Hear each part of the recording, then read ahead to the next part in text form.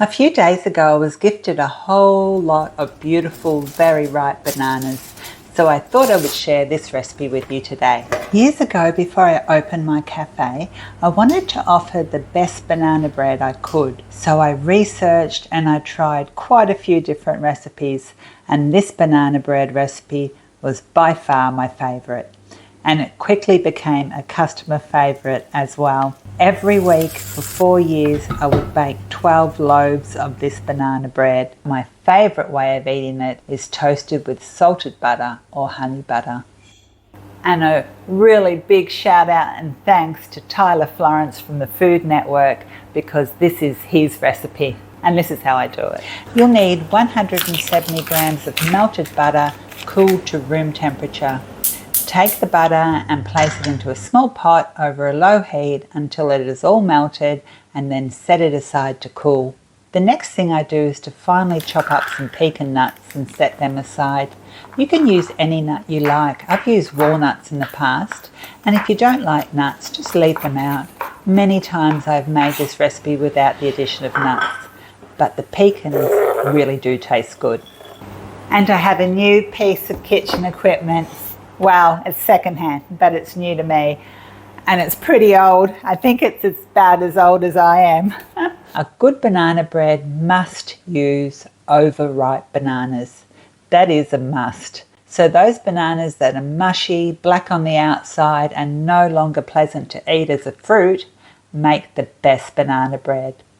Tyler's recipe calls for 4 overripe bananas. However, I always add another one, and big ones at that. So 5 large overripe bananas go into the bowl.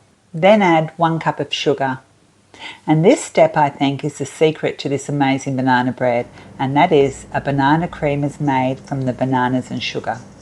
Using either a stand mixer or a handheld mixer and the whisk attachment, whip those bananas and sugar for 5 minutes. And what will happen is that a beautiful, light-coloured, light and fluffy banana cream will form.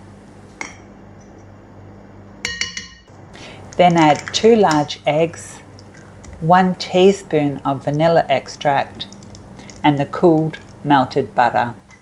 Turn your beater back on just for a minute or so until all the ingredients are thoroughly combined. In a separate bowl, sift together 2 cups of plain flour, 1½ teaspoons of baking soda, and ½ teaspoon of salt. This recipe doesn't call for any spices like cinnamon or nutmeg, and honestly, I haven't found them necessary. But if you like those flavours, now is the time to add them to your flour mixture. Mix this flour mixture into the banana cream mixture, and no need to mix thoroughly, just until they are incorporated. Then, using a spatula, which will ensure you don't overmix, gently fold in the crushed pecan nuts. I'm using a 9.5 by 5.5 inch loaf pan. I like to grease my tins the old-fashioned way because it almost always guarantees easy removal. I grease the tins with a little butter, then I take a little flour and pat it against the sides of the tin until the tin has been floured completely. Then I tap out the excess flour. Pour this mixture into the prepared tin.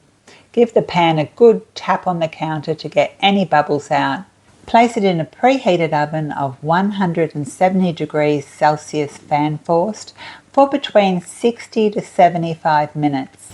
I find the optimal cooking time to be 70 minutes. I also find this banana bread can get too brown on the top before it's cooked through, so for the last 20 minutes I always cover the top with a sheet of aluminium foil with a light weight on top, so it will prevent the top from burning.